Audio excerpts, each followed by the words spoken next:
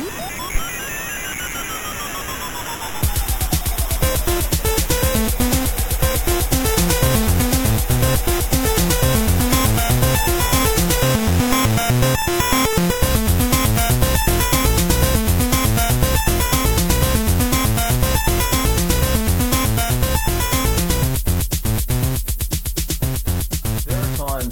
I think, like, screenshots of our conversations would go well on the page. Just, like, block out the numbers so people can't, our adoring public can't stalk and harass us. Even though half the people who listen to us already know where we live anyway. That's true. Yeah. I don't really want to get stalked by my parents, so you know. Yeah, exactly. Last thing I want is mom to have my phone number. God forbid. And on that note, I think that makes actually for a pretty good intro to the podcast. Welcome to Jedi Dropouts. As always, I am here with my absolutely not a stalker and definitely has never had a shrine to anybody in his life, my co-host, Mr. James Moss. It doesn't count if it's made out of their hair. Yeah, of course. That's just hair. Exactly. It sheds. Yeah, that's all that is. Yeah, I was doing them a favor by cleaning their brushes. It was an absolute fluke. Their hair ended up next to some candles and maybe some pictures of them. Whatever, man. Things just happen like that. Well, I mean, I just took it intending to make a pillow, and then I realized like the sheer amount of it I had, and I was just... And who doesn't like candles? Like, come on. You were going for a pillow, and all of a sudden you had a full quilt. And I mean, why stop there? You had to get the bed sheets. You got to get a matching set, you know. Exactly. I'm an adult now. I'm not in college anymore with my leopard print comforter. Oh. Which I did have, by the way. I did. I think I've had a couple. I think we've all...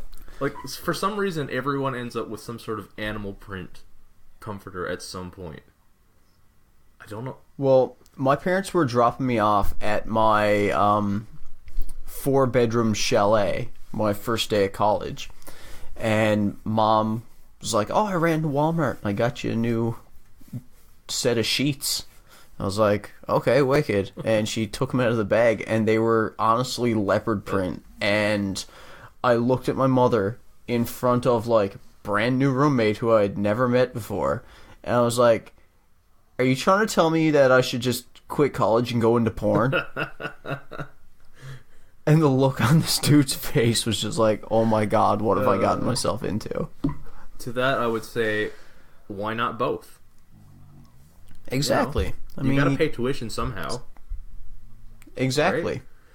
I mean, it's the new millennium. Let's lessen the stigma. Okay, we're not even into the episode, and already tangent. Off the top of your head, and considering all the geeky pop culture stuff that we talk about and all the nostalgia we get into, yes. Favorite from your childhood, like blankets or bed sheets or anything like that?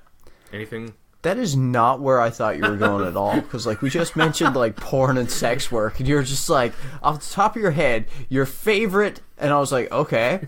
And then you were like, childhood. And I was like, huh? Favorite childhood porn And then you were like, blanket. And I was like, oh. Oh, God. Yeah, let's not get into favorite porn stars. I had a quilt that was made for me by... the lady who was the maid of honor at my parents' wedding, because she owned a quilting shop on the Northern Peninsula, which then relocated to the East Coast until she decided to retire and close up shop. And I really enjoyed that one, but I can't really think like other favorite ones. Okay. But I remember... my family used to go camping like every other weekend. Like we would, like my parents have a cabin. My parents had like a trailer that we used to take around, and on occasions we would stay in tents. we did a fair bit of camping as a child, and I remember, like, there was a specific sleeping bag we had, because we had 4 sleeping bags, and, like, Mom always used to use the same one, and Dad usually used the same one, but there was one that me and my sister would fight over, because it was, like, twice the size of the other one. So, like, you didn't have that, like, little claustrophobic, like, oh shit, I'm trapped feeling. Like, you could actually roll over inside the sleeping bag. Yeah. Like, it could be fully zipped up, and you still had room to, like, turn over. And so, like, this red sleeping bag, me and my sister would fight over every time. Like, whoever got it first had it for the weekend, but then the next trip we would go on, like, we would fight over it again. Fair enough. My answers should be no surprise to anyone. I had 2 sets as a kid of, like, the full comforter, bed sheets, pillowcase. One being the NHL, and I had, like, every team logo. And I still have that one. Yeah? I have that here in my house, and it's a little worse for wear. When we got Oakley, we kind of made like a little makeshift dog bed out of it in the corner of the closet in case he wanted like a little like enclosed space. Oh, yeah. Yep. Yeah. The other one was Space Jam. So, yeah. Nice. That pretty much sums me up as a person. We got a fun episode planned here. We got some conversations we need to get into. Most of the episode is going to be looking forward to the rest of 2019 since we're like a month and a half into it already. But quickly, we got a little bit of housekeeping to get to. Our previous episode was the best of 2018. Our longest episode to date, like almost 3 hours long, because we had a lot to say. No surprise at all. No. So we couldn't get Mitchell on for the last episode because honestly we would never have had time for everyone's answers. But we could get Mitchell off. Oh, you went there. Oh boy. Are you surprised? No, I'm. You know what? I'm surprised at myself for being surprised. You know what I mean? Like I should expect it at this point. Exactly. Anyway, Mitchell listened to our episode, and as he likes to do, he followed along, wrote down his own answers, and sent them to me in, like, basically the size of a short novella, because he had a lot to say, but obviously we got stuff to talk about. We don't have time for all of it, but I will go through his answers real quickly, just because I feel like Mitchell's interests cover a portion of the fan base that we might not at times. That's fair. So, to quickly go through it, Mitchell's favorite podcast of 2018 was called Dragon Ball R&R. He says it's basically a radio show based off of really well done Dragon Ball Z fan fiction by a writer from Dragon Ball Z Abridged. And that sounds really fucking cool, actually. I'd like to check that out. For sure. Twitch and YouTube, he listed a bunch that kind of cross over. Some of them are both on Twitch and YouTube. So I'm just gonna list everything he mentioned. Loading Ready Live, Draken Gaming, Some Call Me Johnny, Binging with Babish, which was my YouTube pick, Brain Scratch Comms, Game Maker's Toolkit, Linkara Atop the Fourth Wall, and The Completionist. I've been really into The Completionist lately, I haven't too. checked this out, but you guys are both talking about it, so I think I might have to. Let's see. Books. Mitchell doesn't do a lot of reading, but he picked the Overlord book series. It's not. I don't think it was released in 2018, but it's what he got around to reading. Comic-wise, the IDW Transformers series, as well as the Sonic the Hedgehog comics from 2018, and manga, which was not something we talked about, but of course he would have to. A series called Dr. Stone, which I don't know a whole lot about, but I really need to check out because I've heard good things. Video games. Mitchell gave his top 6. Ooh. Mostly because our number 1 was his number 6. Spider-Man was number 6. He had 5 games he enjoyed more than that. Mitchell plays a lot more games than I do, and a Yes. lot more up-to-date games than I do, because, like, Yes, he does. it's not that hard for me to pick my favorite game of the year, because, like, I played more new games last year than I did most years, but, like, I've been playing the Super Nintendo Classic, and I play a lot of emulators. Like, I'm working my way through, like, the original Secret of Mana right now.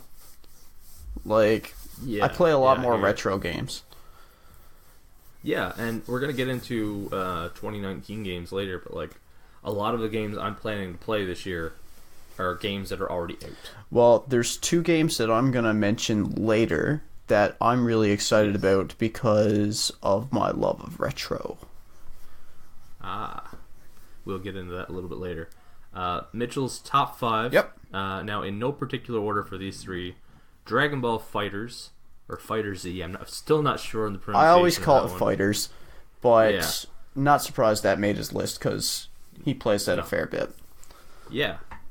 Kirby Star Allies, which I haven't heard much about. I haven't even heard of it. Yeah, it's a Switch game. I mean, Kirby's always fun anyway. Yeah. Celeste, which I've been meaning to play. It looks fucking awesome. Yeah. Is top 2. Number 2 being a game called The Messenger, which I've heard great things about as well. It's kind of a throwback sort of Sweet. game. And of course, number 1, Super Smash Bros. Ultimate.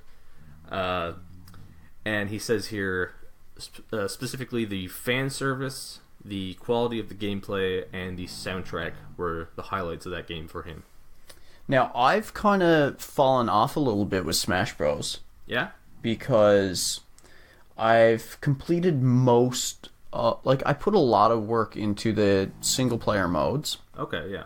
I haven't full cleared everything, but I did play a lot of single-player modes, and I haven't... I stopped playing it, and then when I picked it up again, it was past the date where they were giving out Piranha Plant for free, and now you have to buy them. Oh, yeah. Yeah. Partially because I was playing Resident Evil a lot, but the online play is really laggy at times, Okay, yeah. and that's what kind of deterred me from playing it, because I was like, the Switch is usually fine when I'm playing like Rocket League and stuff like that, and I played Fortnite on Switch for a little bit and didn't have many issues there, but with Smash Bros, it is so bad sometimes, and I just kind of got a bit frustrated with that, and I put the game down. Yeah, I get that. I've been there, I hear you. He doesn't have any TV show picks for 2018. He doesn't really watch a lot of live action TV. He does have anime, of course, no surprise. And he has Overlord Season 2 and 3, which, if you want to hear more thoughts on Overlord from Mitchell and myself, you can check out the episode of Final Form we did last June on it. Wasn't really my cup of tea, but definitely a show worth checking out. And of course, movies. Now, me and you did top 10 movies of 2018. Mitchell has apparently has only seen 2 movies from 2018. And one, his number 2 here, he thought was fantastic, was Black Panther. And his number 1, he claims, is his favorite superhero movie of all time, if I'm reading that correctly, which is bold. And that is Deadpool 2. Nice. Yeah, I thought it was pretty cool. He also notes he has not seen Avengers Infinity War or Spider-Man Into the Spider-Verse yet, so they could definitely play into that somewhere. Yeah. And yeah, that's Mitchell's picks. He wrote a lot more than I went through, obviously, but I mean, he went through the work of just giving all those answers. I had to... At least acknowledge it, yeah. Yeah, exactly. And at this point, I want to mention, I don't know if it's being picked up on the mic or not. You might hear snoring in the background, and that's because I got a new dog in the last week, and she's wonderful. So you might hear some background noise. Yeah, I've been hearing it. Yeah, I know you can definitely pick it up. I'm not sure about the microphone. And she is a little bit noisy. She's an old English bulldog, so there's some grunting and that kind of thing. Hopefully she can stay calm and asleep for most of the episode, but we'll see. Do you want to get into the mailbag? Yes, let's. Let's do it. I got 3 mailbag questions here. You said that we had some good ones too, so I'm kind of interested to see what they are. Yeah, I mean, I have sort of a leg up here because I actually collected the questions this time. We're still collecting more. I like being surprised by the questions. I like not knowing what's coming. Yeah, for sure. And I feel like we got a real good selection of questions here. So let's get right into it. Mr. Matt Pike, friend of the podcast, has written in with mailbag questions many a time. He has a really interesting question here, just because it's not a topic we've really got into a whole lot. He asks, with the announcement that Microsoft is looking to expand Xbox Live to other consoles and platforms, what would you guys like to see them do with this? And we don't spend a lot of time on Microsoft or Xbox. No, because both of us own PlayStations, and I mean Nintendo is always pumping out interesting things. Yeah, I've had an Xbox for 4 or 5 years now, and I've never owned an Xbox of any generation. Yeah, the Xbox One was my very first one, and I won it on a bottle of Mountain Dew, so that's the reason I have it. Which is a story for a different day, I guess, altogether. But this is interesting, just in the promise of potential cross-play between different consoles, and do you have anything in particular, like any particular thoughts on this, or you want me to get going?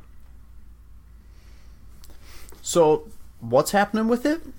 Well, Microsoft came out and they basically said that they're looking to put Xbox Live on Nintendo Switch, on different platforms.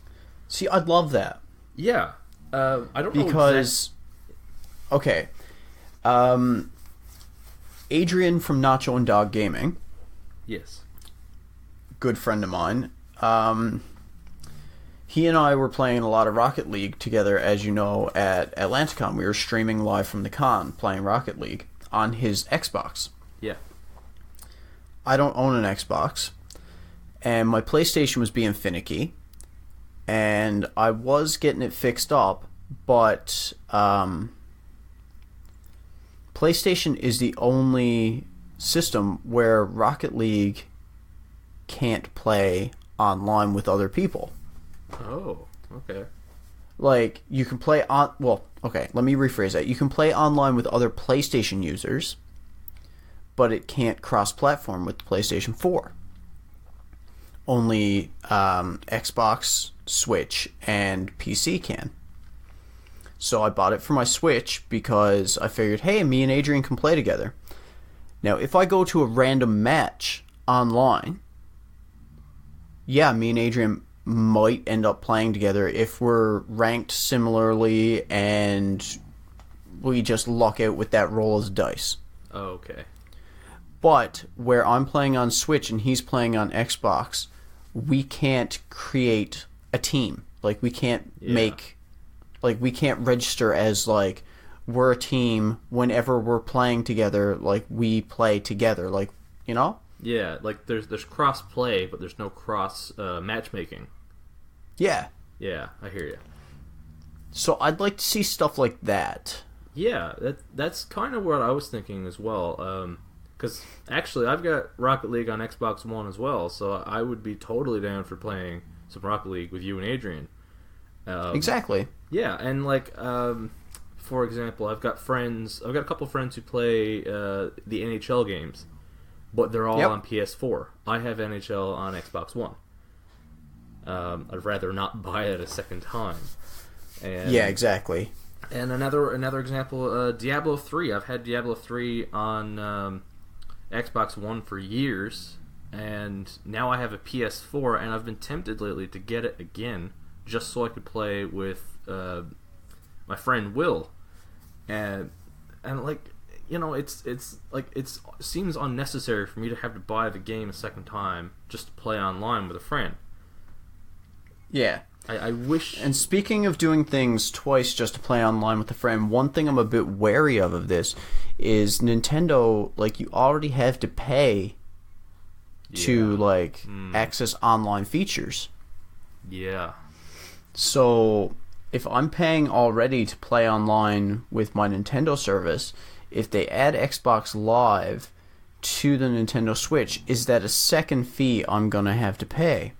See, I would imagine, but I feel like the way around that and the best way to do it is say, like, okay, you have to pay for online with both, but because we have crossplay, we're going to offer a combined price, you know? Yeah, like, offer some sort of discount for bundling. Exactly, a discount bundle where it's like, I Yeah, don't know, exactly. $10-15 cheaper if you get both in this bundle.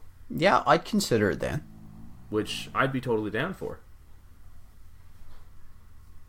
Yeah, for sure.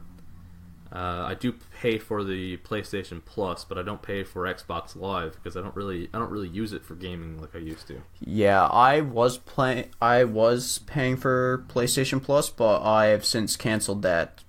Well, I canceled it when my PlayStation was being a douche, but yeah, I haven't restarted that since it's been working fine. I paid for the year up front last summer. Okay. Mostly for I was playing Destiny 2 at the time, so I might do it again. I've been enjoying some of the free games and stuff, so I'm still kind of, we'll see what I'm doing with online gaming at that point, I guess. Yeah, for true. I'm not sure what else to expect with this exactly. I don't know. Maybe there's something to. I don't know, if Xbox and Nintendo start working together, maybe you could see, like, I don't know, Master Chief in fucking Smash Bros. Or can you like, imagine? Whoa. Yeah, that'd be cool, right? Like, that'd be fun. Just a little, like, not, I mean, you would never get Halo on the Switch, or you'd never get Mario Kart on the Xbox, but a character as, like, DLC, maybe that would be fun, you know? Be a lot of fun. For sure. Our next question comes from a guy I just mentioned a minute ago there, my friend Will Sullivan. And this is going to be fun. He wants to know what our desert island movies would be. He set the number at 5. So basically, if you could only watch 5 movies for the rest of your life, what movies? Hook. Hook, nice, good pick. SLC Punk. Solid, yep. The Dark Knight. The Dark Knight would also be in my top 5.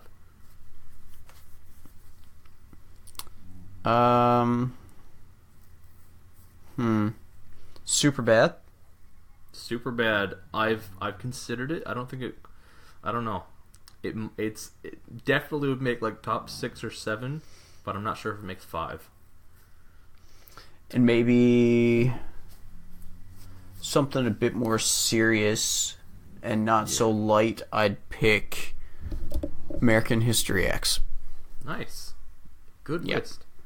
So I've had a bit of time to think about this one, and I've kind of been going back and forth because at first I thought it kind of meant your top 5 movies, but it's not really your top 5 because it's more so like you need a variety in there like you just did. Yeah, you need something that, like, any mood you're in, you got something you can watch. Exactly. So like for me, Edgar Wright's movies, most of those would make my top 10, but I wouldn't include multiple because, you know, you want a bit of variety. So I think for my top 5, I would probably go Shaun of the Dead, of course. Dark Knight, as you mentioned. I think Ocean's 11 would be in there. Nice. And I've been back and forth on the last 2 a little bit. I think maybe The Matrix, and I want to say probably The Iron Giant. But like Superbad is very close. Monty Python and Holy Grail is very close. And I think A New Hope would also be pretty close there. It's pretty solid. Yeah, for sure. Just those movies you can watch over and over again. And I thought about it, and like, honestly, Shaun of the Dead, Ocean's 11, Dark Knight, Excuse me. What does it say? Iron Giant, Dark Knight, The Matrix, Ocean's 11, Shaun of the Dead. I've watched all those movies already this year, some of them multiple times. And I don't rewatch movies that much, but I'm kind of getting more into it. Certain movies are just kind of, I don't know, they're just comforting or something, you know? Sometimes you know how a movie is going to make you feel, and you just want that feeling. Like, you're just like... Yeah, exactly. Last mailbag question. First time write-in from my coworker and friend, Mr. Perry Carter. Nice. Yeah, he left us a little message on Instagram, and he wants to know, and this is a fun one. This is a conversation we need to have anyway. Who do you think would be a suitable replacement to play Wolverine once Hugh Jackman is done? I've seen a lot of people campaigning for Scott Eastwood. Yeah, and you know what? Me and him talked about this at work recently, and he also brought that up. I hadn't heard it, but he mentioned it. I also seen an article recently campaigning for Daniel Radcliffe. I saw that, and I was a bit iffy on that one. Yeah. Another name I've heard come up quite a bit is Taron Egerton from Kingsman. Yeah. I mean, a lot of people were saying Tom Hardy, too, for a while. I mean, you know Tom Hardy would kill it, but, like, how many superheroes are we going to cast that guy as? I agree with some of the people that I was seeing post online that they want it to be more true to the comics and everything like that, and not have, like, a guy who's, like, 6 foot playing Wolverine. Like, they want the guy to be a bit shorter, a bit stockier. Yeah. And I think it's kind of hard to think of someone who's a bit on the shorter side that would have, you know, the right build, the right face for it, the right, you know, the right look, and still have the acting chops. So I'm going to have to say, I think Danny DeVito. You know he was considered back in the 90s, right? Was he? Yeah, they almost casted him in the 90s. That was a thing. That's wicked. Yeah, it's fucking amazing. So, I think the key to casting a new Wolverine is... Charlie Day. To go... I mean, sure, yeah. No, he would be awful. Yeah. You kind of gotta... Like, okay, Hugh Jackman was great as Wolverine. Everyone agrees with that. Yeah. You kind of gotta look at what he did that was different, and just kind of cast differently. Like, I think you can't try and make it the same character. You can't go for the same style of Wolverine. Like you said, shorter, stockier, maybe a little more aggressive, maybe a little more, I don't know, savage, for lack of a better word. You know what I mean? Yeah. Because, like, yeah, he lashed out at times in those movies, but for the most part, he was pretty mild-mannered. And he didn't say bub nearly enough. No, didn't smoke nearly enough cigars. Didn't wear the costume. You got to have the costume if you're going to do it again. Yep. Because that would separate Wolverine from the Hugh Jackman Wolverine, right? Amen to that. So I don't really have a good pick for this. I think I do like Taron Egerton a little bit, but I really like that guy's acting. He's short. He can do action. I'm curious to see how gruff he can get. Maybe how much he can bulk up. But I don't know. I don't know. I think maybe you would have to go for an unknown. An unknown would be a really good thing. It would, like, get some unknown actor to come in, do a good job of Wolverine, and, like, put him right on the map. Like, I mean, before Tom Holland played Spider-Man, he was pretty well unknown. Mm-hmm. Marvel is so good at this. Chris Hemsworth Yep. Tom Holland, Chris Pratt, guys that like did not really have much of a buzz around their acting are now superstars. Absolute superstars. A-list fucking $1 million actors. Yep. Marvel, I think that's what they'll do. Like, I think that is the way to go with it. And I mean, if you look at Chris Pratt on, what was he on, Parks and Rec? Where he was playing Andy? Yeah. Yeah. You look at the guy on there, and you would never expect him to play a legitimate superhero. Never. And then he did. He got in phenomenal shape. He showed a completely different side to his acting. Yep. And so, I mean, maybe there's someone who's perfect for the role, but doesn't fit the mold currently, but they can get themselves into shape for the role that we're just completely just blanking on. There might be someone who is a bit heftier that, you know, gets in shape and slims down a bit. There might be someone who's skinnier and just bulks right up and dyes their hair, and like, we might just be completely blanking on like the perfect Wolverine just because, you know, we're thinking of people who actually look the part now as opposed to people who could transform into the part. Yeah, and on the same note, I feel like Marvel does this thing where they cast guys and women that you never knew could do action sequences or fight scenes. Yep. Didn't know they could do serious acting. And, I mean, how many comedic actors have they casted? Chris Pratt, again. Paul Rudd. Who expected Paul Rudd to be an action star? Right? Right? Yeah, like, they've done it time and time again, and I trust Kevin Feige and the whole crew over at Marvel at handling this. They haven't led me astray yet. No, not once. And I honestly don't know. I have no idea. I don't have any good suggestions here. Like, I don't know. Yeah, it's a hard one to pick.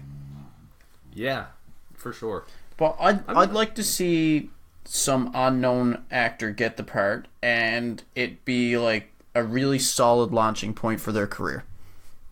Yeah. I'd like to see someone really likable come in and just get the break of a lifetime and be our new Wolverine and like do such a good job that people are like, yes, like Hugh Jackman was iconic as Wolverine, but this guy is a very good replacement. Yeah, that's what I want. Sounds good to me. Especially someone with a real feel-good story to them. Like, yeah. Oh, yeah. Yeah, for sure. And on the note, well, for starters, that's the end of the mailbag. But a nice little segue into a conversation we've really got to get to here. Wolverine is going to be one of those iconic heroes that will have to be recasted in a reboot. But so is Batman. Yeah. Yeah. So we got to get around to the Batman conversation. Director Matt Reeves, the director of the upcoming The Batman, as it is currently titled, he previously did Dawn of the Planet of the Apes and War for the Planet of the Apes? The last two Planet of the Apes movies. I don't know. I haven't seen any of those, admittedly. They're great movies. I gotta say, the guy is real fucking talented, and he's doing the new Batman movie. He has talked a little bit about what he's looking at. He is saying that it's going to be a focus on Batman as a detective, because, you know, world's greatest detective, for so they say. He's never really been much of a detective in the movies. Yeah.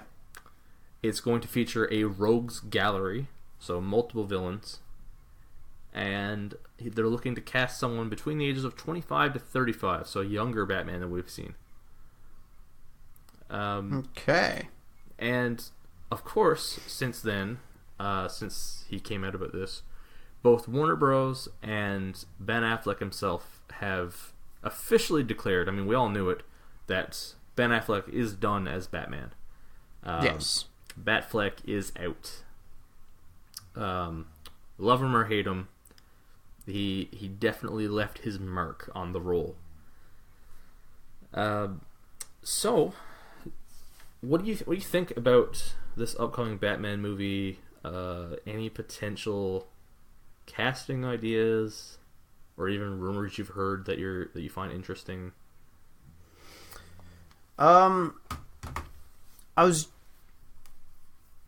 pretty opposed to Robert Pattinson at first, but I mean, some people delivered some pretty convincing arguments. I mean, I'm gonna ignore the cases some people made that anyone's better than Affleck, because I actually think Affleck did a good job. I think he did a great Batman, aside from Justice League, and a not so great Bruce Wayne. Yeah, he was better in the cowl than in the suit, I guess. You know what I mean? Yeah. But yeah, I don't know where all the hate came from, especially with some of the previous Batmans we've had. I mean, he was a hell of a lot better than George Clooney. Oh my God, yes. And at times, at least in certain scenes, I thought he outdid like some of the better ones, like Michael Keaton and Christian Bale. And we've had conversations about our personal favorites and least favorite Batman actors on a previous episode from last year. But where do they go from here in terms of, like, what are you looking for in a new Batman? I want to see. Well, first of all, if there's any fight scenes, they have to be fluid. That was my big issue with Christian Bale, was how robotic and mechanical his fight scenes looked. Like, if I'm to believe that this person is not only the world's greatest detective, but one of the world's best martial artists, you can't be fighting like you're doing the robot at, some stupid college party. Like, he was... I don't know. I'm not getting into that right now. But the fight scenes need to be fluid. It needs to be believable that this guy is the world's greatest detective. Like, he can't be just like some bro like they've done to Aquaman. I like the movie, but I think having him kind of like, dude, was a poor choice. Fair enough. He has to... Like, he has to be able to... How do I phrase this? Like, when he's Bruce Wayne, he has to kind of... Okay, remember that scene where Affleck was planting the bug in Lex's place? Like, he was siphoning off that information at the party? And the guy... Mrs. came downstairs, and she was like, what are you doing? You're not supposed to be here. And he was just like... pretended to be a little drunk, and he was like, oh, I was just looking for the bathroom. And then as soon as she left, like, you just seen his face just go straight back to business mode. Like, you need someone who's going to be able to, like, when they're in Bruce Wayne mode, throw people off the scent. Like, there's no way this guy could be Batman because he's just some billionaire playboy idiot. Like, you need someone who's going to be able to just, like, flick that switch, like, off and on, being like, okay, it's business mode. Oh, there's people around. Hey, I'm just a drunken billionaire playboy, and they're around the corner, and I'm all serious again. Like, yeah, I think what I was gonna say is essentially what you're saying here, and that is that when you're casting, you could probably word it better than I can. So, okay, what I'm gonna say here is that when you're casting Batman, you're essentially casting one actor for two roles. 3 roles. 3? Yep. You have Batman. Yep. You have Bruce Wayne detective mode, and you have Bruce Wayne playboy. There you go. Okay, gotcha. Yeah. You need to be able to play Well, I mean, essentially, yeah, like there are the two variations of Bruce Wayne detective mode and Batman. But yeah, you need And I'm differentiating Bruce Wayne as a detective from Batman because Batman, you catch Batman being detective mode, and he's just like, I'm fucking Batman. I'm the world's greatest detective. Yeah. And you're just like, yeah, you keep doing your detective shit and like grabbing those clues. Yeah. But Bruce Wayne has to be a bit sneakier about it. Okay, you know what? Because he doesn't want his cover blown. I agree with you. I get this. Okay, so you're casting for 3 roles. You need to play the actual Bruce Wayne, and then there's the character facade he puts on. The two various facades he puts on. The one where he's the intimidating Batman. Portrayed out to various police force and criminals and that mask he puts on. No pun intended. Yep. And then the mask he wears as the billionaire playboy. So yes. Yeah, that's you like people refer to it as a dichotomy, but it's sort of a trichotomy. A trichotomy. Is that a word? Yeah. I don't know. You have to be a chameleon in that role. Yeah, you gotta be like really working the gears there. Yeah, and the fact that, especially from the Playboy and Bruce Wayne roles, you have to be able to turn those off and on at like the snap of a finger, like as like, you know, like I said, if he's being Detective Bruce. Yeah. And he's looking for clues somewhere, and then someone just like stumbles around the corner into the alley that he's in. Yeah. He has to be able to just like switch off detective mode and like play it off like, oh, this is the reason why a drunken billionaire playboy is in this alley by the garbage. Oh, I had one too many, and I, you know, couldn't find my way back to Wayne Manor. Yeah. I got a name I'm going to throw out here just based on this idea of playing multiple roles. Yep. Not someone I had ever thought about until literally just now. And yeah, he's played superheroes before. What about James McAvoy as Batman? After seeing him in Split? Yeah. He can do it. He could do the different roles, and he can change on a dime, right? Yeah. Even in X-Men Days of Future Past, like there's some scenes where he's just like composed and in the chair and like well dressed and like, you know, like he's very composed, and then there's other scenes where he just seems like a complete mess. Yeah, exactly. And well, then obviously Split and Glass, well, yeah. which I haven't seen, but I'm assuming it's, you know, it's a sequel to Split, so I'm assuming there's more of the same. Yeah, of course. The only other name I'm going to throw out there, because he was my pick up until now, I'm kind of questioning it now because I like James McAvoy a little bit there. The other pick that I've had in my head is Armie Hammer. I was just going to say that, but I haven't seen a lot of his work. Yeah, I get that. I've heard a lot of people like campaigning for him. I was going to say maybe John Krasinski. Yeah, I could see John Krasinski. Like, John Krasinski like, has to... Especially after A Quiet Place. Yeah. John Krasinski has to be some superhero in the future. It's got to happen. Yeah. Whichever... He's tall, he's, you know, like, worked on his physique a bit more since his days as Jim Halpert. Yep. Like, early seasons of The Office. Yeah. And, like, the dude is rugged and handsome looking. He can be funny. Like, Yep. A Quiet Place showed us he can, you know, carry serious roles as well. Yep.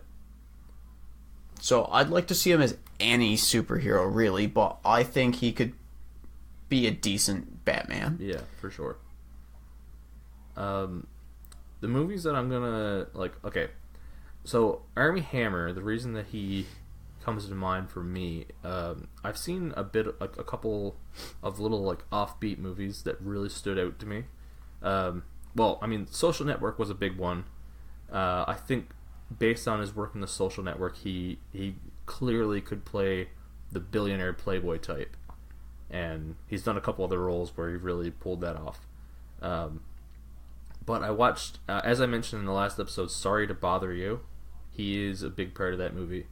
And this other movie, Free Fire, little, like, just off weird indie movies that he was in. And, like, the range of the acting is fucking incredible. He can do action scenes like nobody's business. He's got the physique. He's got the rich playboy, handsome face. He's got the fucking chin. Like, I don't know. I think Armie Hammer is a real good fit for Bruce Wayne / Batman. He's a popular choice. I've seen his name around a bit, but yeah, that's just who comes to mind for me. Wicked. Yeah. Any other? Anybody else do you want to throw in? I thought Joseph Gordon-Levitt might be a decent pick, but that would just make it seem like it's a sequel to The Dark Knight Rises. Yeah, and people are very easily confused in that manner. So, yeah. But I would still go see that for sure. So at that point, we're gonna leave this up to you guys, the listeners. Our question to you guys for the episode is, who do you want to see play Batman? Who would you go pay money to see play Bruce Wayne on screen in the new Batman movie? So leave your answers in the comment sections. Message us. Doesn't matter, any of the social media, and we will we'll get to them on the next episode. Yeah. So I guess it's the point of the show where we can review a couple things we've seen recently. Yep. Before we get into what we're looking forward to in 2019, let's get into what we've already experienced in 2019. I'm going to go first. I don't have a whole lot to mention here, but I'm going to get through it pretty quickly. I watched 3 new movies, mostly through streaming services, of course, because I'm out here in Portobello with no movie theater. Yep. First 2 from Netflix. Velvet Buzzsaw is interesting, to say the least. It's like an art gallery horror satire, which is a little different. This comes from the director Dan Gilroy. He was behind a movie a few years ago called... This is the one with Jake Gyllenhaal, right? Yeah, it's a Jake Gyllenhaal movie. And he did a Jake Gyllenhaal movie a few years ago called Nightcrawler, which I highly recommend. I fucking love Nightcrawler. It's not as good as that. It's a little bit muddled. It kind of... the pieces don't fit well. Like, there's a really good art satire movie in there, and then when the horror parts come in, it seems like it isn't the same movie. It's a little off in that way. But Jake Gyllenhaal is great in it. He's playing a character I've never seen him act like this before. Definitely out of his comfort zone. Toni Collette from Hereditary is in it. The whole cast is pretty phenomenal, really. But yeah, like it's not bad. It's a pretty decent movie. Definitely worth a watch. It's a bit of fun, and I just feel like there's a better version of this movie somewhere. If it had been a little more, I don't know, just a little more concise, I guess. The next one, another Netflix original called High Flying Bird. This is from Steven Soderbergh, who rarely makes bad movies at all. I mean, the dude made Ocean's 11, Magic Mike, fucking Traffic, Aaron Brockovich. He has a really good track record. This is a sports legal drama, which is an interesting genre, to say the least. It's based around an NBA draft pick trying to negotiate contracts and stuff during a lockout season. So, like, it specifically is definitely up my alley, being like that deep into sports on the contract side of it, which is something I'm really interested in, and also being a well-made drama by Steven Soderbergh. Better than Velvet Buzzsaw, pretty good movie. Probably not something I'm going to watch a bunch or anything, but I'd watch it again for sure. Great acting. Zazie Beetz from Deadpool 2 is in there.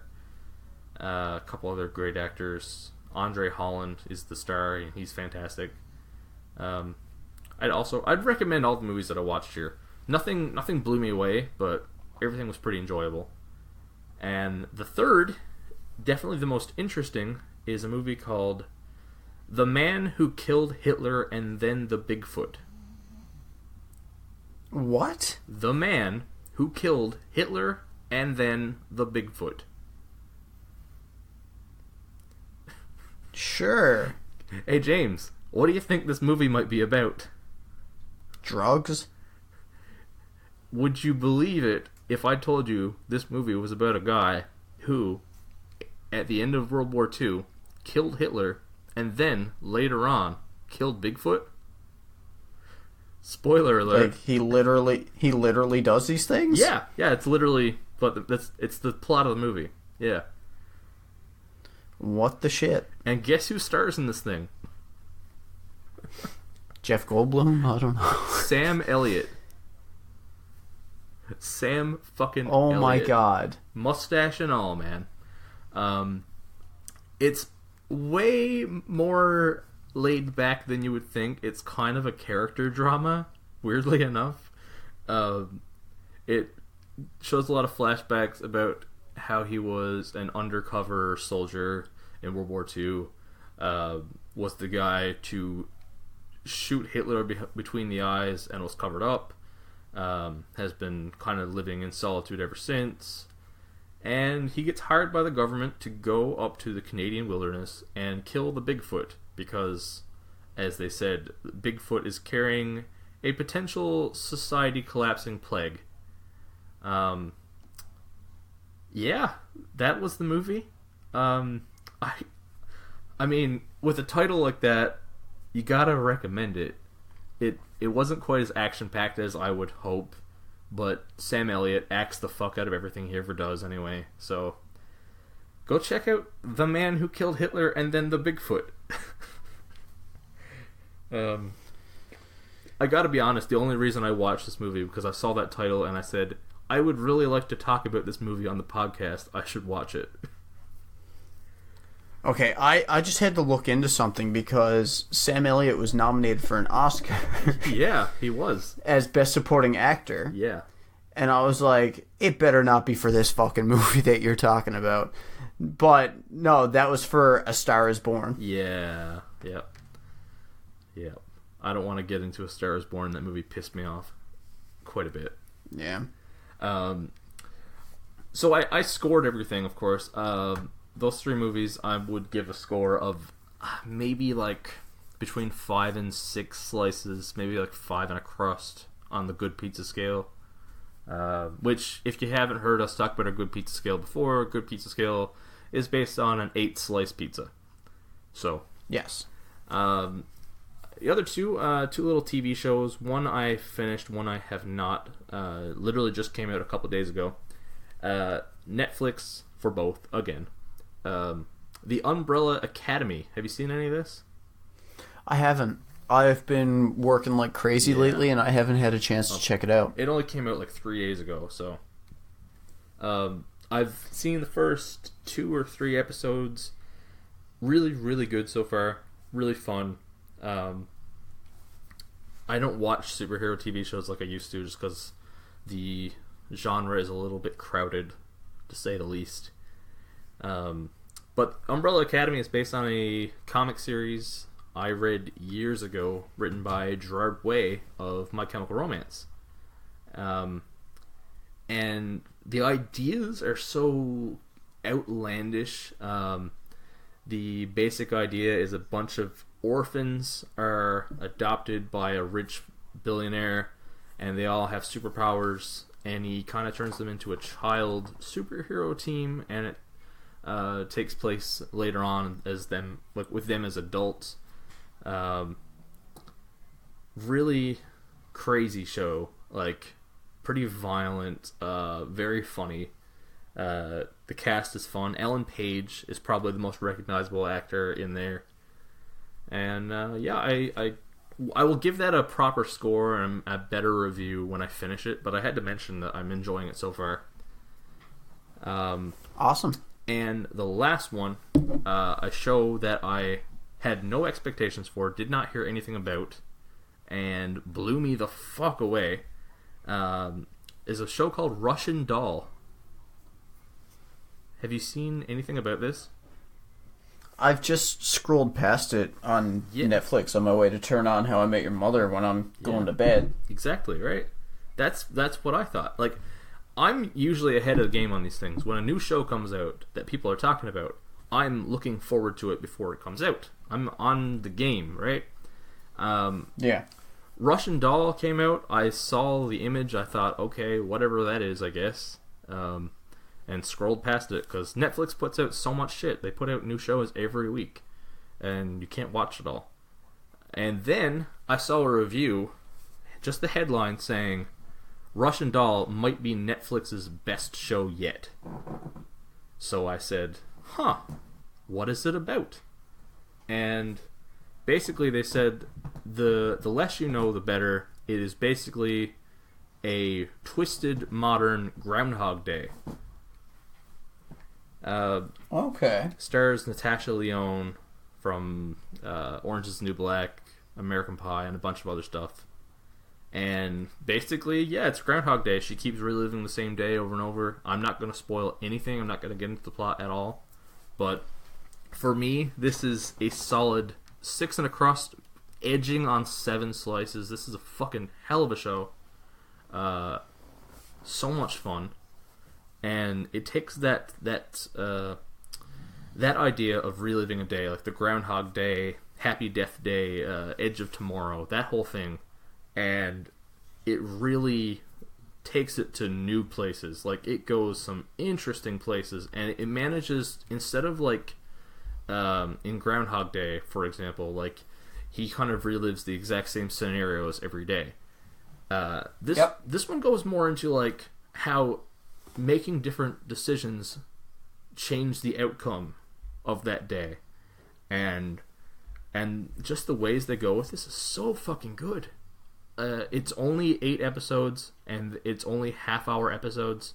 It is a very quick watch, and I cannot recommend it enough. And that is everything I've seen so far in 2019. Nice. Okay. Let's get into yours. I haven't seen much so far this year. Yeah. I really only have one show, one game, and one movie. Yes. Oh, I gotta stretch. Oh, there we go. Where should I start? Game, show, or movie? Well, let's... Whatever order you want, the movie and the show will end on your game. Sure. I'll start with the show because it's the one I've seen least recently. Okay, yeah. And that would be Season 2 of The Punisher. Yes, which I'm not sure if you saw the news, but just prior to recording, The Punisher and Jessica Jones have been officially canceled. Which we saw coming. Yeah, we.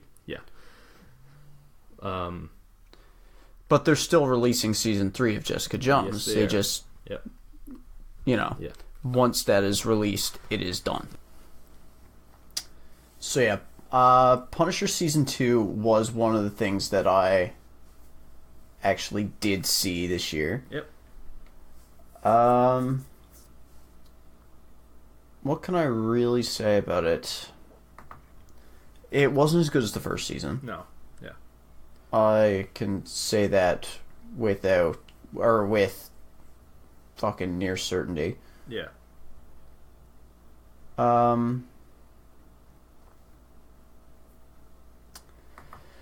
Yeah, I don't really know where to go with Punisher season 2, it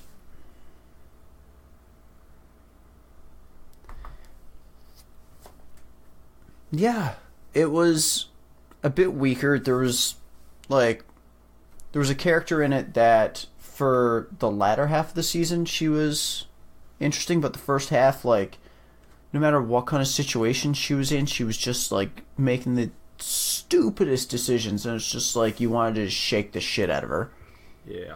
And you're just like, Frank, just like ditch her on the side of the road, man. Like, but obviously he didn't. Yeah.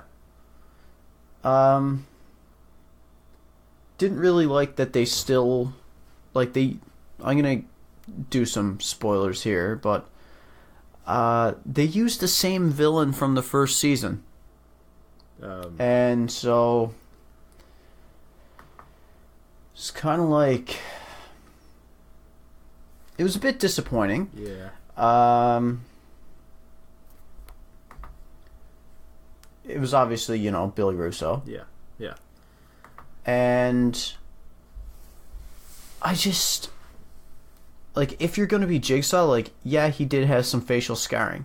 But have you ever seen Punisher Warzone? No, actually, I've been meaning to get around to watching that. Okay. Punisher Warzone's version of Jigsaw, like, the dude starts off as, like, he's clean-cut guy, obsessed with his looks, blah, blah, blah. And he comes out of that looking like fucking Leatherface. Yeah. Meanwhile, this Billy Russo has, like, 3 little scars on his face. And it's just like, really? This is the Jigsaw that's unhinged and, like, so traumatized by his, like, I just wasn't buying it. Yeah, I hear you.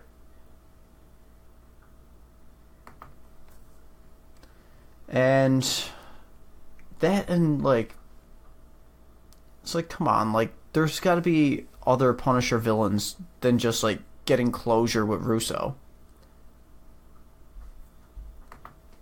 You would think, yeah. And I don't know, I watched it, but it still just, it really didn't do a whole lot for me. Yeah, I hear you there.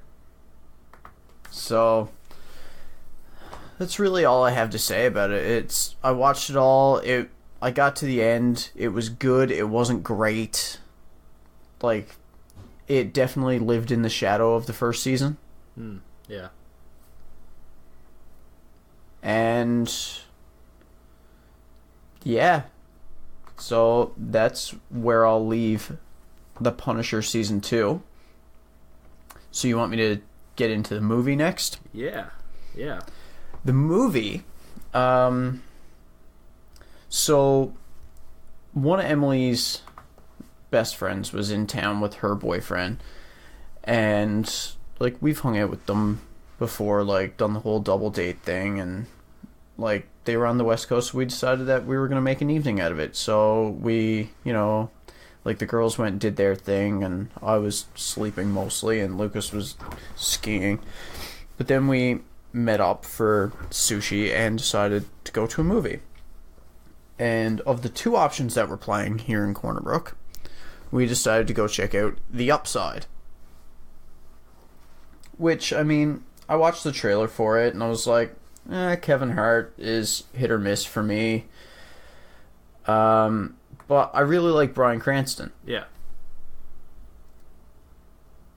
And so I was like, yeah, let's go check that out.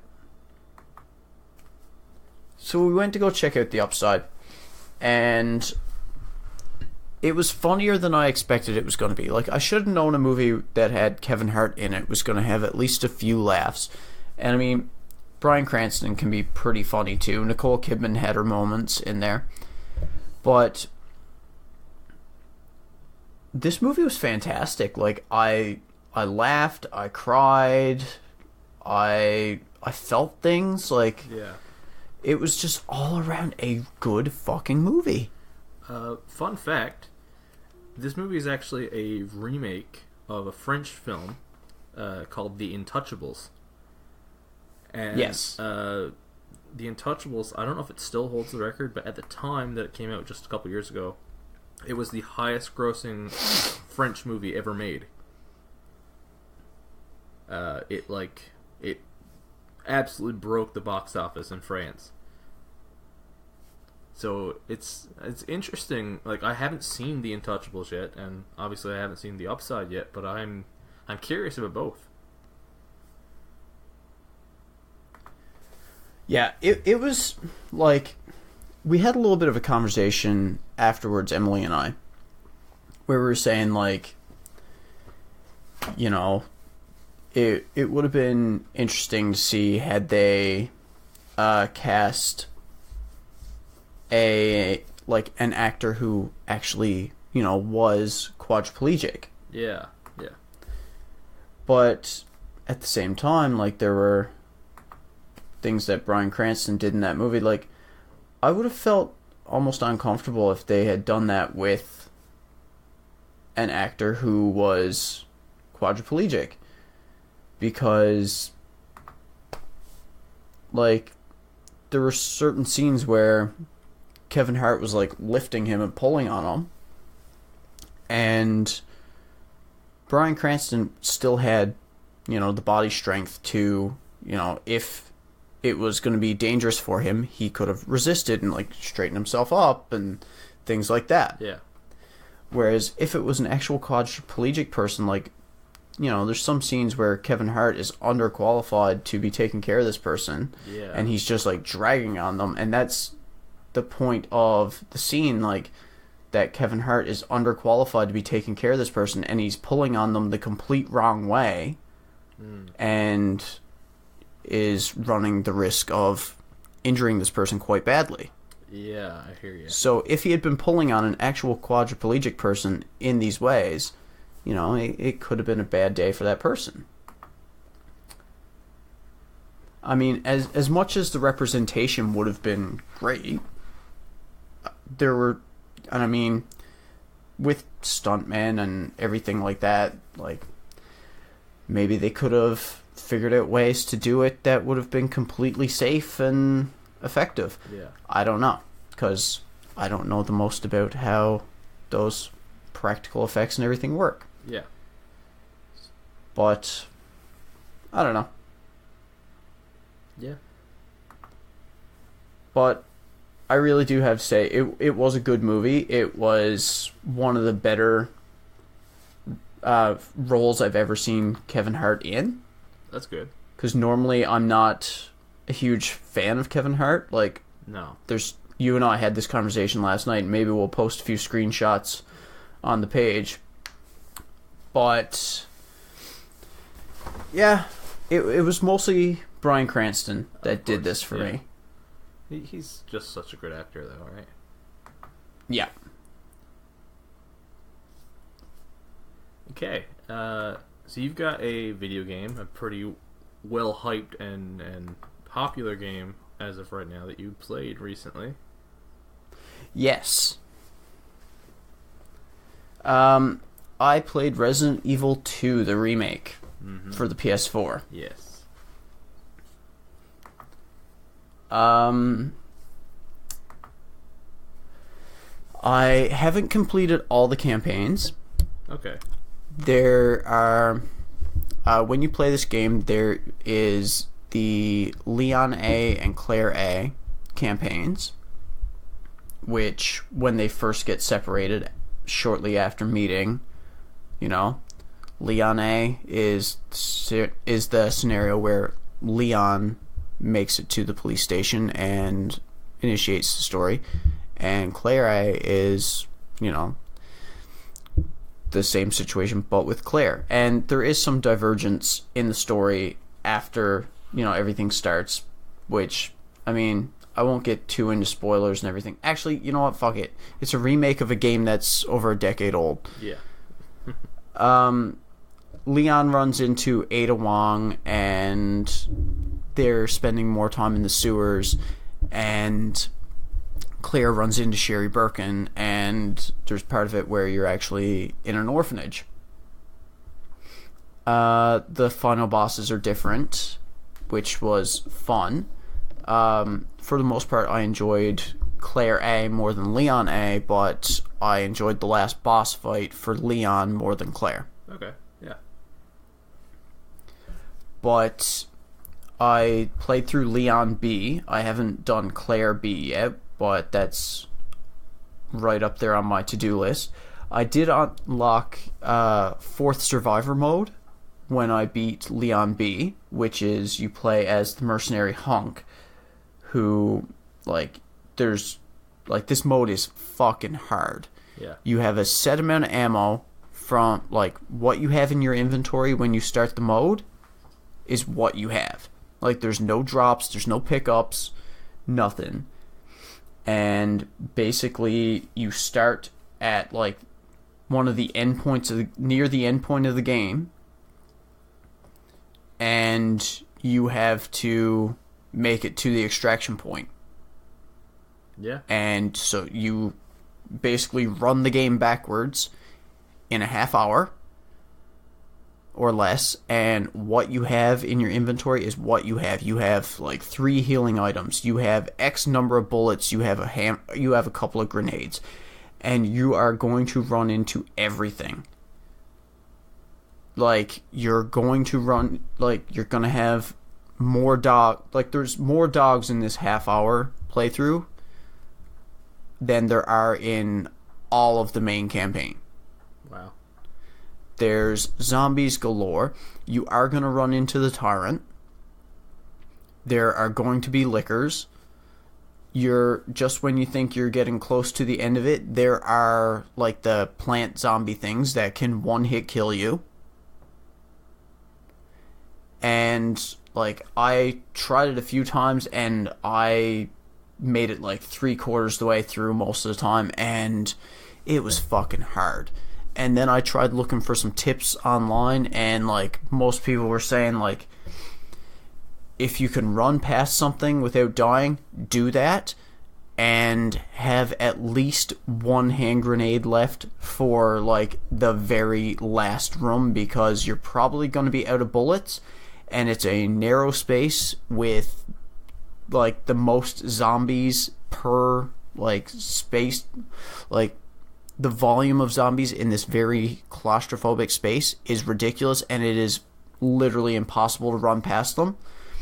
And your hand grenade probably isn't going to kill all of them, so you toss it, like, kills some of them, scatters the rest, and you just basically have to, like, dash through the tail end of the explosion so that none of them can grab you. And by beating that, you will unlock Tofu, which is another playthrough of the fourth survivor, but you're a brick tofu with a knife. Say what now? Yep. When they originally did this in Resident Evil 2 back in the day, they wanted to test the hitbox of your character. Yeah. So they, it was literally a box. It was a big rectangle. Yeah. Yeah. And so they played around as just this big rectangle to test out the hitbox when you were trying to run past zombies and stuff like that. And it ended up looking like a block of tofu, so they actually made it into a block of tofu and gave it a knife and made it unlockable. Oh my god, it's ridiculous. And they included that in the remake as well. So, and, the high-def graphics, it actually really looks like tofu. That's amazing. But all you have is a knife. And once you beat it with Tofu, I'm not sure if you have to do it in a certain time or not, but when you beat it with Tofu, you unlock another mode, which I can't remember what it's called, but it's like a spicy tofu. And basically, this is a playthrough where you're Tofu, except you have, I believe, nothing but grenades. That's amazing. I could be mistaken on that last part, but from what I was reading, it's like he either only has grenades or only has a flamethrower or something like that. Like, it's supposed to be ridiculous.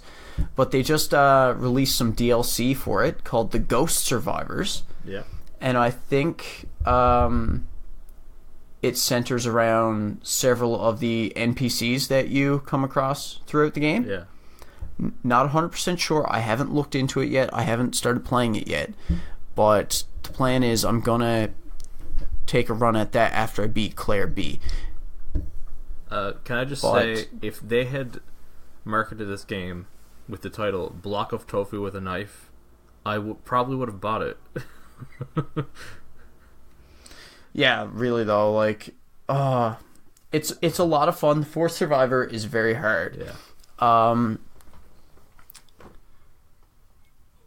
After the first playthrough, I kind of got used to, like, it took me 11 hours ish to beat Leon A, and all the dark corridors and everything. Like, it was spooky and I didn't know what was going on, and especially when Tyrant showed up, like, I ended up saving every time I came close to a save station. Like, It was like, I was paranoid, I was panicked, I was like, oh fuck.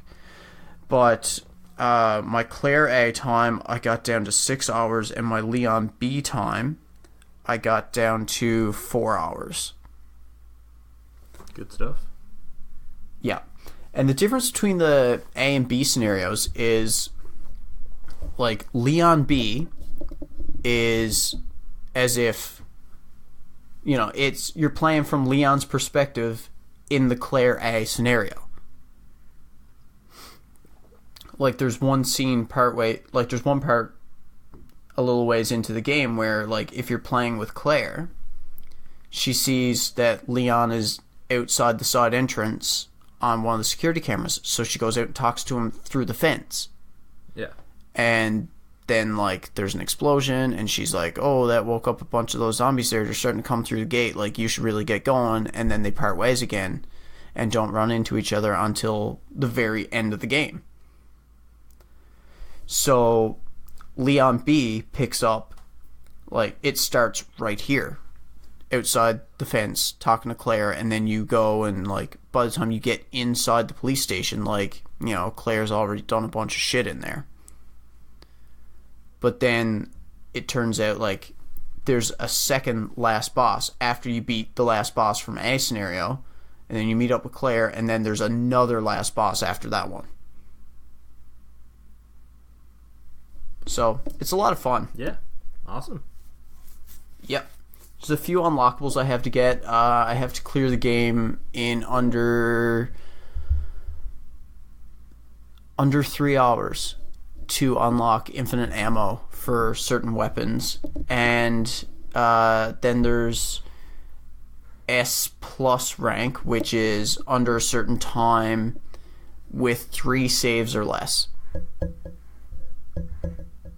So those are the things I'm going to be striving for after I take my little break from it. I was going a bit too hard at it for a little bit, to the point where, like, I was, like, going to bed and dreaming about the game and stuff like that, and getting restless because, like, oh, I gotta go kill some zombies.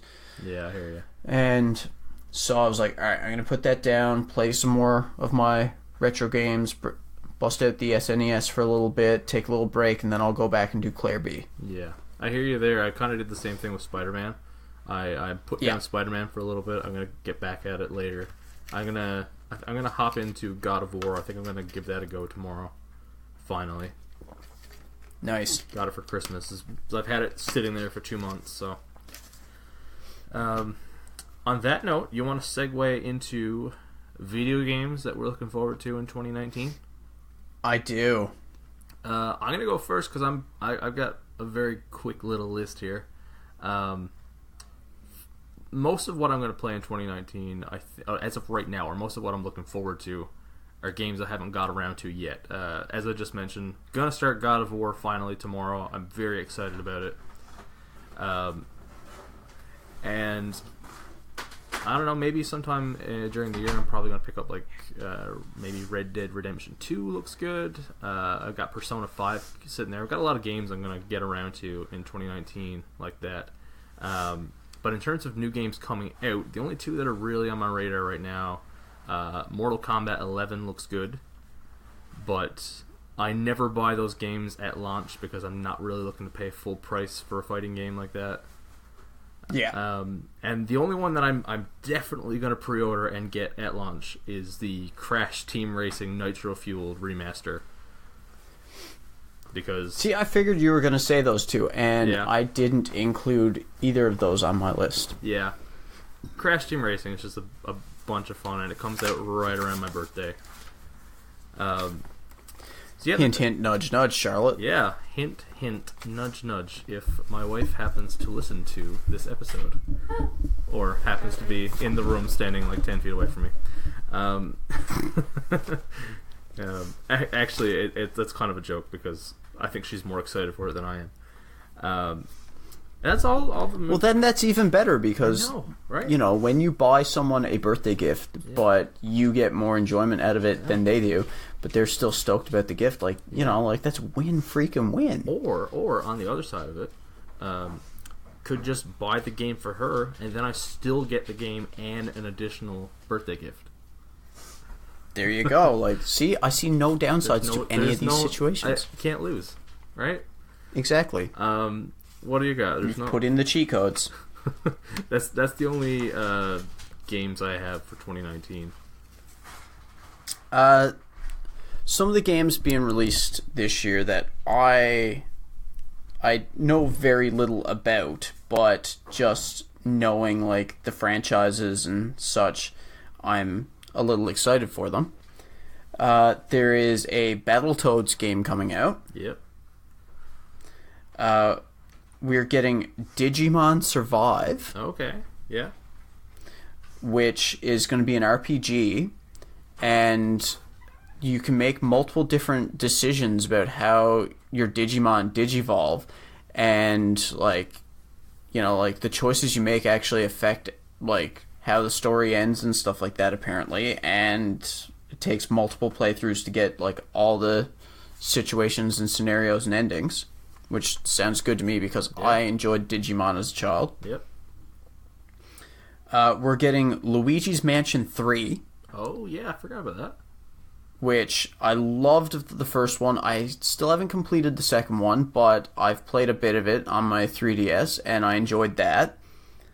And so I'm excited to see what they do with the Switch for that. We're getting Marvel Ultimate Alliance 3. Yeah, that's right, too. Which, the second one was a lot of fun. I played it on the Wii, unfortunately, which was probably the weakest version of it. Yeah. But I still really enjoyed that game. You know, like, those types of RPGs, I don't have a lot of experience with. It's, like, that's the only one I've played like that. Like, I haven't played Diablo or anything like that. Okay, yeah. So, I did have a lot of fun with that. I like how the second one touched on the storyline of Civil War and stuff like that. So, I'm excited to see what they do with the third one. Like, what the story's going to be. Like, if they're going to adapt something from the comics or if they're going to go with something completely new for the game. We're getting a currently untitled Pokemon project for the Switch later this year, which I don't know if it's going to be, like, the next generation of Pokemon, which I believe it is. Yeah. But also there's been rumors about, because they've done remakes of Gen 1 with Fire Red and Leaf Green. They did Heart Gold and Soul Silver, which were remakes of Gen 2. They did Omega Ruby and Alpha Sapphire, which were remakes of Gen 3. So there's been rumors floating around that they could potentially be doing remakes of Gen 4, which were Diamond and Pearl, which were some of my favorite Pokemon games. Like, if I had to rate the generations, Gen 4 games were right up there. Like, my biggest complaint about Gen 4 was that was the last gen where you couldn't use TMs multiple times. Like, TMs were still single use. Okay, yeah. But if that's really the biggest thing that's keeping the game from being, like, my top gen, then, man, like, you know, like, the remakes of Gen 3, TMs are reusable. When they redid Pokemon Yellow to make it into Let's Go Pikachu and Let's Go Eevee, TMs are now reusable. Yeah. So everything from Gen 5 on has had reusable TMs, so I'm assuming they will be in this game too. And if it's going to be on the Switch and they're going to make it look as gorgeous as they did Let's Go Pikachu and Let's Go Eevee, then that's going to be fantastic. I just hope that they go back to the catching mechanic and everything that they had from the main Pokemon series, because I think the only reason that they had a different catch mechanic in Let's Go Pikachu and Let's Go Eevee is because those games were tied into Pokemon Go. Yeah, I get that. So if they take it back to the old catching mechanic, and in Let's Go, most of your experience doesn't come from battling other trainers or battling wild Pokemon. It comes from catching things and chain catching. So I hope that they fix that and make it more like the older Pokemon games, just, a few tweaks to make it more modern and make it beautiful. But speaking of games that look like that, remakes of games that look fucking gorgeous, they're remaking Link's Awakening. Oh yeah, I heard about that. For the Switch. And the few screenshots I've seen looked very similar to Pokemon Let's Go Pikachu and Let's Go Eevee. And this is a Zelda game that came out on the fucking Game Boy. Yeah. But it's still referred to as one of the best Zelda games. There's a lot of Zelda games out there. When you get into Phantom Hourglass and Minish Cap and there's a lot of Zelda games. Oracle of Seasons, Oracle of Ages. There's obviously you hear about Breath of the Wild, Ocarina of Time, Majora's Mask as some of the top ones, but for its time, people are man, Link's Awakening was really fucking good. So I'm excited to see what they do with that one. And just because you've mentioned it a few times, apparently we're getting a new ToeJam and Earl game this year. Yeah, that's right. ToeJam and Earl. I have no idea anything about it, but when I seen that it was coming out this year, I was I just got to throw that in there just because of how many times Ryan has just cracked jokes about ToeJam and Earl. Yeah, who knows? Maybe I'll check that one out. Is that it for video games? It is. Okay, let's get into TV shows real quick. Not a lot. I've only got 5 to mention. I've got a few to mention, but I don't really have a lot to say about them just because, I don't know. There's 3 there where I've said everything I'm going to say about these shows, and the other 3, I don't know a whole lot about them yet. So, 3 shows that took all of 2018 off, and I'm excited for them all to be back. Stranger Things Season 3, of course. Yep. July 4th is the premiere date for that, and I will be binging it and probably watching it multiple times that weekend. Game of Thrones Season 8 comes back April 14th. Final season of that show. That's going to be big. And at some point in 2019, Rick and Morty Season 4 will come, and I can't wait for any of those. Some of my favorite shows on TV, and they're all coming back this year. In terms of new shows coming out, all coming out relatively soon, actually. Jordan Peele's new Twilight Zone series comes out on April 1st, and that looks exciting. The FX TV series What We Do in the Shadows, based on the comedy by Taika Waititi, comes out on March 27th. Yep. That's going to be hilarious. I can't wait for that. And lastly, Good Omens, the adaptation of the Neil Gaiman Terry Pratchett novel, is coming out May 31st, and I'm very excited to watch all of that. Good Omens, the cast, everything looks fantastic. One of the funniest books I've ever read, for sure. Yeah, that's about it for TV. I think I'll have more to say about those shows when I actually get to see them. Yeah. I'm excited for the new season of Brooklyn Nine-Nine. Oh yeah, for sure. There's a third season of Queer Eye coming out on Netflix. I still haven't watched any of that. Emily and I sat down and watched, I watched most of it. She watched a few episodes without me while I was at work. I'm not going to hold that against her. But, no, I thought it was a lot of fun. And, some of it was relatable because, they were coming in and they were making over these guys and, helping them redo their, helping them become more confident because they were, they would actually get down to the root of, okay, why is it that you're, kind of staying to yourself and wearing clothes that don't fit you and things like that? Why is it you only wear your work uniform and basketball shorts? And, they would actually help these guys feel more confident. Yeah. I enjoyed it. It was pretty heartwarming. Cool. You mentioned Stranger Things. Jessica Jones Season 3. Jessica Jones was probably my least favorite out of the Marvel Netflix series, but I didn't hate it just because it was my least favorite. Yeah. It's like asking me, Jessica Jones for me is the yellow starburst of the Netflix Marvel series.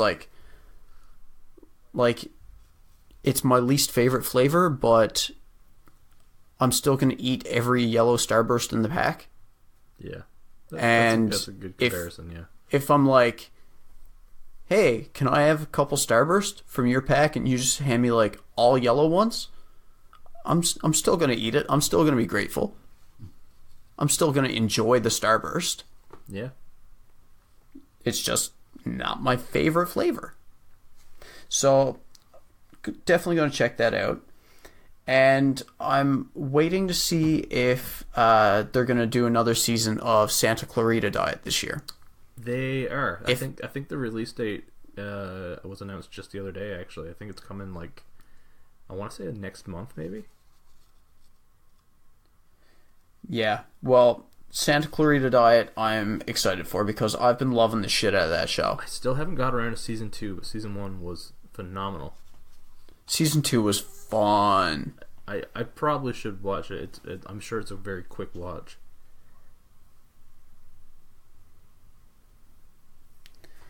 Yeah, it's not a long watch at all. Yeah. And with that, we'll get into the movies. That was your last TV show, right? It was, yes. Before we get into the movies, we got a couple listener picks here. We asked on the last episode what movies you guys are excited about in 2019. Didn't get a lot of answers, but that was our first time asking a question back to the audience like that, so hopefully it takes off a little more. Well, you got to start somewhere. Exactly. 3 answers in here, probably all movies that are going to be talked about. Nikita Roberts Osman says Detective Pikachu, which I'm sure. Yep. I'm assuming you're going to mention. Yep. Katie Sutton says Captain Marvel. I assume that's going to be a very popular one amongst a lot of people. Coming pretty soon as well, right? March 8th. Yeah, there you go. And Matt Pike, of course, taking this question as seriously as he could, asked if Debbie Does Dallas 3 counts. He says if not, he'll have to go with the new Hellboy, which I'm going to mention Hellboy. Oh yeah. So yeah, pretty good little. You have more of a top 5 for this. Yeah. Whereas I just have a list of movies. Yeah. So I'll let you go first with your top 5, and then I'll just kind of fill in my picks as they come. Okay. After you're done your 5, I'll just mention anything that's on my list that you didn't mention. Yep. Yeah, I'll run through these pretty quick. I actually did top 5 non-Disney anticipated movies because Disney has enough movies to do a top 20. Aladdin and The Lion King and it's unreal between Marvel and Star Wars and there's Fox movies that are coming out that they technically own now. Yep. And their own animated live action. It's crazy how much Disney has coming. So I did a top 5 without Disney. I mean, you would assume that Star Wars and Avengers are some of the most some of the movies I'm most excited to see this year. So I just wanted a bit of room for other movies here. I have them numbered, I guess. Number 5, Godzilla King of the Monsters comes out May 31st. I love everything with giant monsters destroying shit, and this has a ton of them. Also has Kyle Chandler, has Millie Bobby Brown, great cast. I love the first one. I love what they're doing with the Godzilla and the King Kong movies and all this stuff. And I will definitely be seeing that when it comes out. As just mentioned by Matt Pike there, Hellboy comes out April 12th. I love Hellboy. Probably my favorite superhero. And I'm excited to see what they're going to do with this. David Harbour looks like he's going to have a bit of a different take on the character.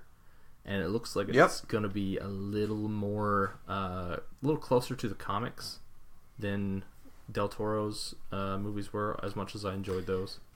Which, surprisingly, like, a lot of people are pissed off about this, about, like, how David Harbour's Hellboy looks, even though it's closer to the comics. Yeah, I know. It's weird. It's like everyone kind of accepts the Ron Perlman Hellboy as the true Hellboy instead of the comics version, which is a little strange. You don't see that very often. Yeah.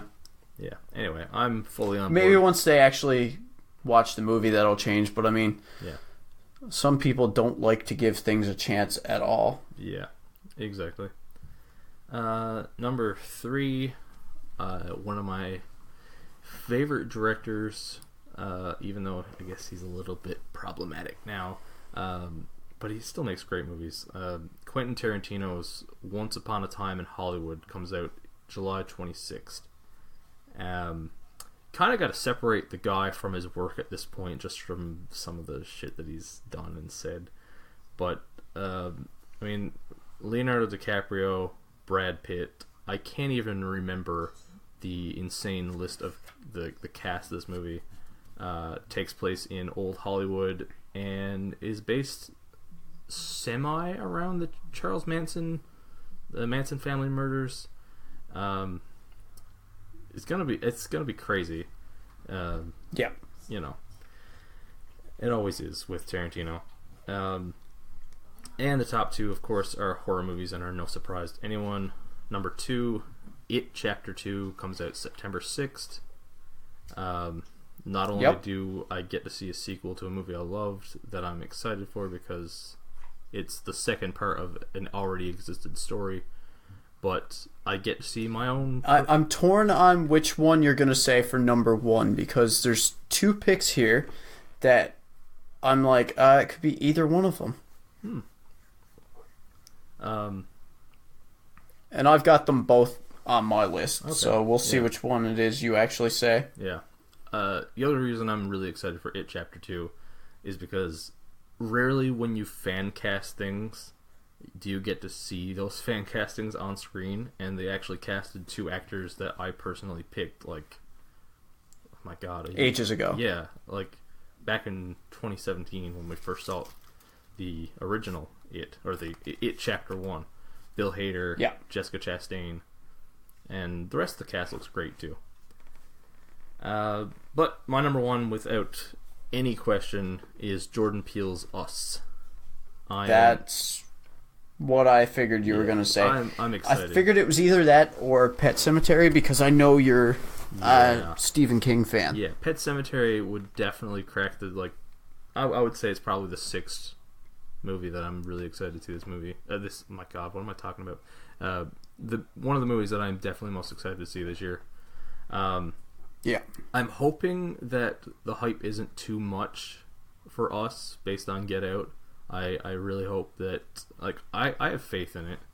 I feel like Jordan Peele is the real deal here, and he's going to deliver a movie, maybe if not as good as Get Out, but like on the same level. All the trailers, everything I've seen so far look amazing.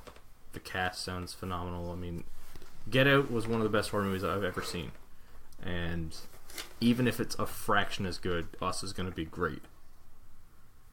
Oh my god, yeah. March 15th on that one. And yeah, those are the movies I'm most excited for. I mean, obviously, I left out Disney just so I could mention some of those. Disney has a ton of movies I'm dying to see this year as well. And I didn't even mention Kingsman 3 comes out. Kingsman 3 didn't even crack my top 5. Yeah, really though. Yeah.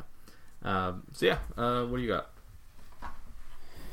I just listed off. I don't have the release dates here, but I just listed the movies in order of theatrical release that I'm most excited to see. Like, there's other movies I'm excited to see, but just not most excited to see. Yeah, I actually probably have the release dates for most of them here. Cool. Sorry. So we have Captain Marvel. Yep. Which I believe is March 8th. Yes. As you said, Us. Yep. March 15th on that one. We have Pet Sematary. Pet Sematary, that comes out April 5th. Okay. Shazam. Also April 5th. It's a good day for movies. Good weekend. Yep. Double feature. See, the worst part about that is, though, with the shitty theater we have here, we are either only going to get one of them or neither of them. Yeah, and the thing is, too, Dumbo comes out the week before, so Dumbo's probably... And we're probably going to have that for a while. Yeah. Hellboy, as you mentioned. Yep, that's the following week, April 12th. I don't think Hellboy has much of a chance of getting to Corner Brook. No. I mean, I'd not hold my breath for that one. No. Avengers Endgame. Yes, April 26th. Well, it's, like, most of the exciting movies this year are early on in the year. Yeah. Detective Pikachu. I assumed you would be very excited for this. May 10th on that one. Yep. We have Spider-Man Far From Home. Spider-Man Far From Home is the second most exciting thing happening the weekend it comes out, because it comes out the day after Stranger Things Season 3. There you go. July 5th. Pretty much, like, almost to the day, 2 years after the first one, Homecoming. Yep. We have Scary Stories to Tell in the Dark. Oh, I forgot about that one. I do not have that release date, but that's somewhere around, I think, August, maybe? Yep. As you mentioned, It Chapter 2. Yes, that's coming out in September. We are getting the Joaquin Phoenix Joker movie. Yeah, that's going to be interesting. That's, October? I'm excited to see it, but at the same time, I'm skeptical going in. Yeah, almost the same way I felt with Venom. Yeah. Like, I'm excited at the promise of it, but I'm cautious.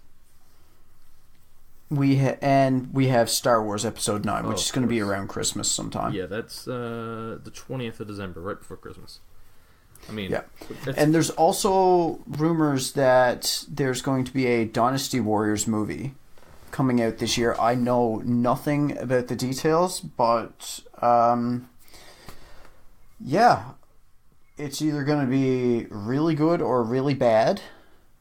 Yeah. And I hope that they don't butcher one of my favorite video game franchises based loosely on historical events, like the 9th iteration of the game did. Yeah. That'd be interesting. I don't know. Yeah. And, like, the thing is, like, I don't know how they're going to do a Dynasty Warriors movie, because I think it will work best as an anime or a Netflix series.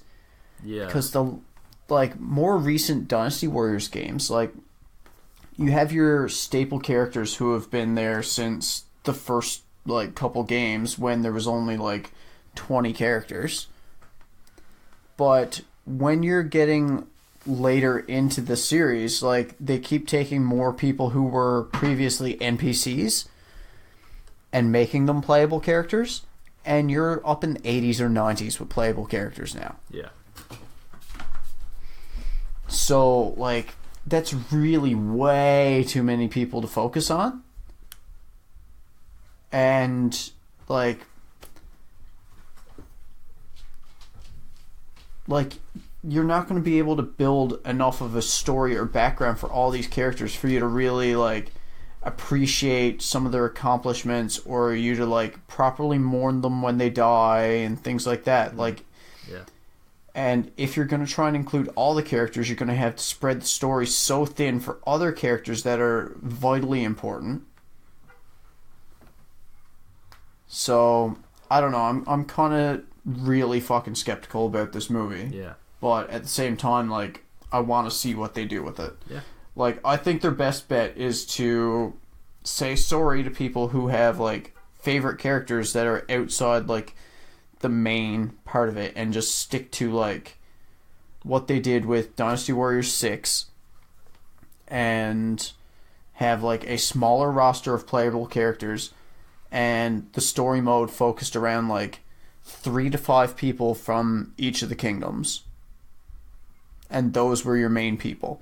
Like, obviously, the Kingdom of Shu is going to be Liu Bei, Guan Yu, Zhang Fei, and Zhou Yu. Or Zhao Yun.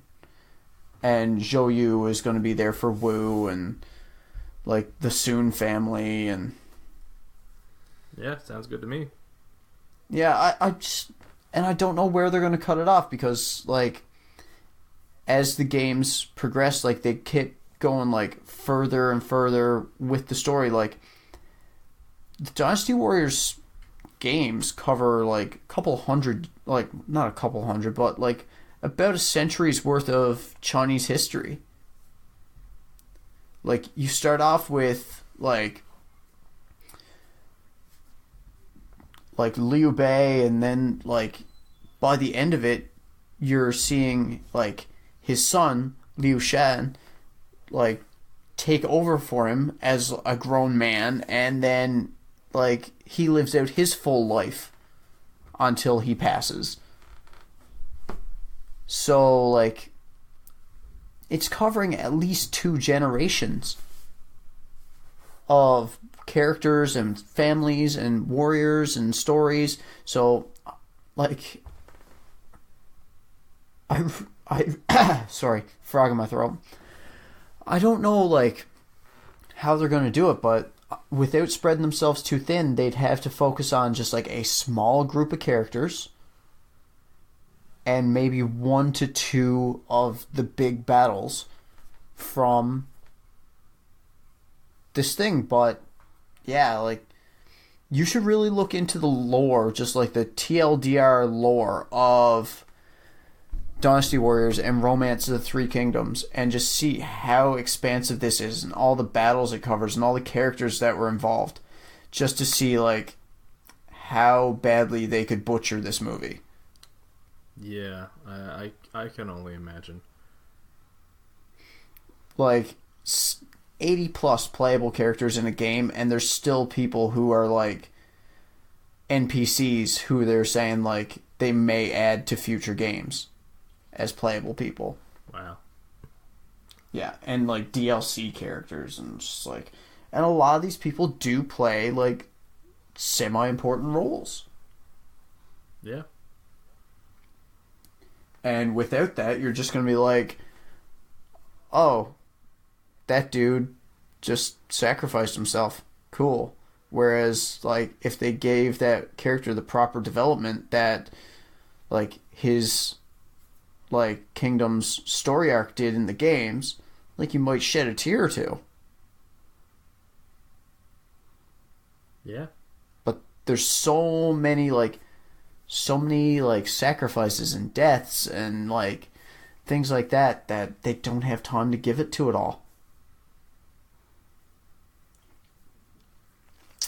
So yeah. I'm waiting to see what happens with that, but I'm prepared to be disappointed. Yeah, sounds about right. They should make it into a Netflix series, and it, like, it's kind of like Avatar. Avatar had, like, the Fire Nation, the Water Nation, like, you know, the Land Nation, or whatever they were called. You're talking about the Last Airbender. Yeah. Oh, when you said it's kind of like Avatar, I thought you meant it had big blue Smurf people. No. No? Okay. No. I'm talking Avatar: The Last Airbender. like the anime. Yeah. And it's kind of like that. Like, you have, like, it starts off with Wei, Wu, and Shu, and then the Kingdom of Jin comes in. But before these kingdoms even, like, get off the ground, there's, like, China was divided into, like dozens of provinces, and there were all these different, like, families and factions, like, fighting over control of it until it, like, just became these big three that were warring for control. All for different reasons. Like, they all, like, really saw their end goal as, like, what was best for the land, but they, like, one guy was like, no, I have to be, I have to be powerful so that, you know, the evil will not rise. Another one was like, I have to be benevolent and do what's right for the people. And, like, you know, there's a lot of stories to tell in there. A lot to unpack. Yeah. So, I don't know. We'll see what happens there. Yeah, we'll see. It wouldn't be an episode of Jedi Dropouts without a good tangent anyway, right? Yeah. Yeah. I guess that wraps it up of our most anticipated everything of 2019, everything we're looking forward to, and everything we're eventually going to talk about when it comes out. Yes, sir. So yeah, thanks for tuning in. Thanks for listening. As always, you can check out other episodes of Jedi Dropouts, Final Form, and whatever else we do over at www.jedidropouts.podbean.com or wherever you listen to your podcasts. And make sure you check us out on social media. We've been asking some various questions, having some fan polls, getting a bit of listener feedback and stuff like that over there. Which is fun stuff, you know. We're always looking for mailbag questions, that kind of thing. And you recently had a little Harry Potter. What the fuck is that? Harry Potter movie poll. It's an amalgamation of Harry Potter and James Moss. Yeah, there you go. Yeah, you had a bit of feedback there. You were talking about favorite Harry Potter movies, which I think is something we should probably eventually get around to. We haven't really talked about Harry Potter on this podcast yet. No, we haven't. But I found it pretty interesting that pretty much everyone who answered was saying the same thing for their favorite Harry Potter movie. Prisoner of Azkaban, I think, was the fan favorite. Yeah. I think that would probably be my favorite as well out of the movies. I think. Maybe. At least one of my favorites. Yeah. Yeah. Anyway, that's a conversation for another episode. Yep. And thank you for dropping by. And something, drop out. Later. Peace.